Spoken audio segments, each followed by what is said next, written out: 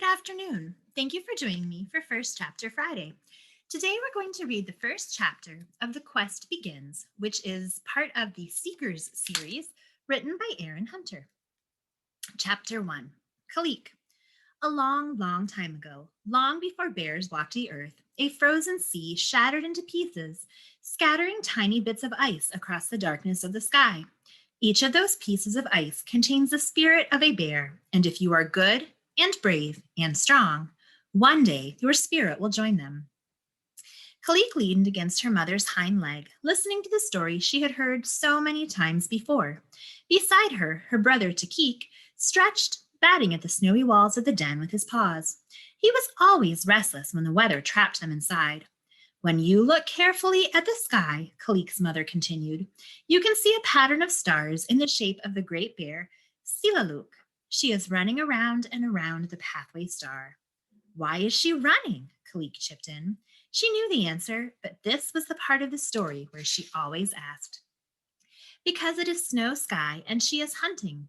With her quick and powerful claws, she hunts seal and beluga whale. She is the greatest of all hunters on the ice. Kalik loved hearing about Silaluk's strength. But then the ice melts, Nisa said in a hushed voice, and she can't hunt anymore. She gets hungrier and hungrier, but she has to keep running because 3 hunters pursue her, Robin, Chickadee, and Moosebird. They chase her for many moons, all through the warm days, until the end of burned sky. Then, as the warmth begins to leave the earth, they finally catch up to her. They gather around her and strike the fatal blow with their spears. The heart's blood of the great bear falls to the ground, and everywhere it falls, the leaves on the trees turn red and yellow.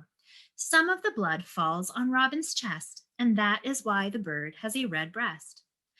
Does the great bear die? Breathed Takik. She does, Nisa replied. Kalik shivered. Every time she heard this story, it frightened her all over again. Her mother went on. But then Snow Sky returns, bringing back the ice. Silaluk is reborn, and the ice hunt begins all over again, season after season. Kalik snuggled into her mother's soft white fur. The walls of the den curved up and around them, making a sheltering cave of snow that Kalik could barely glimpse in the dark, although it was only a few paw lengths from her nose. Outside, a fierce wind howled across the ice, sending tendrils of freezing air through the entrance tunnel into their den. Kalik was glad they didn't have to be out there tonight. Inside the den, she and her brother were warm and safe. Kalik wondered if Silaluk had ever had a mother and brother, or a den where she could hide from the storms. If the great bear had a family to keep her safe, maybe she wouldn't have to run from the hunters. Kalik knew her mother would protect her from anything scary until she was big enough and strong enough and smart enough to protect herself. Takik batted at Kalik's nose with his large furry paw. Kalik's scared, he teased. She could make out his eyes gleaming in the darkness. "Am not," Kalik protested. "She thinks robins and chickadees are going to come after her," Takik said with an amused rumble. "No, I don't," Kalik growled, digging her claws into the snow. "That's not why I'm scared." "Ha! You are scared. I knew it." Nisa nudged Kalik gently with her muzzle. "Why are you frightened, little one? You've heard the legend of the great bear many times before."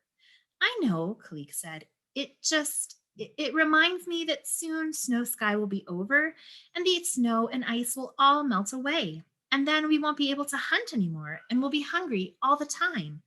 Right? Isn't that what happens during burn sky?" Kalik's mother sighed, her massive shoulders shifting under her snow-white pelt. "Oh, my little star," she murmured. "I didn't mean to worry you." She touched her black nose to Kalik's.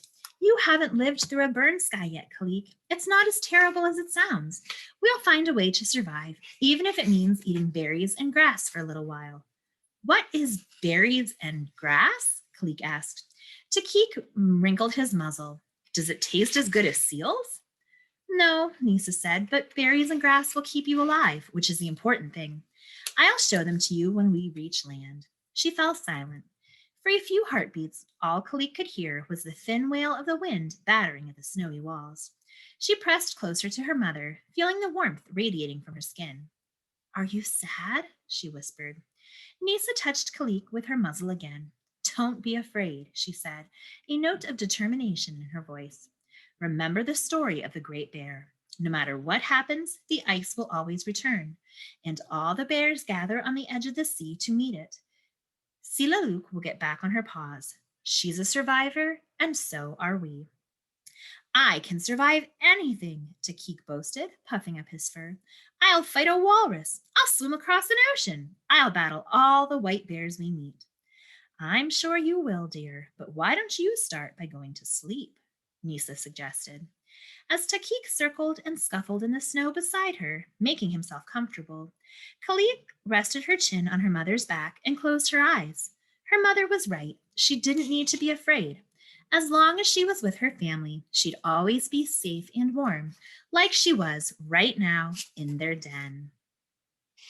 That ends the first part of chapter 1. If you are interested in this book, it is available to borrow as a print book, book on CD, ebook, and e-audiobook. The other books in the series are available to borrow as well. So if you get started and you really like it and want to finish the series, we have all of them available for you. If you need assistance requesting materials, please call the library at 412-823-2222 or email us at enversales@einetwork.net. Thank you for joining me.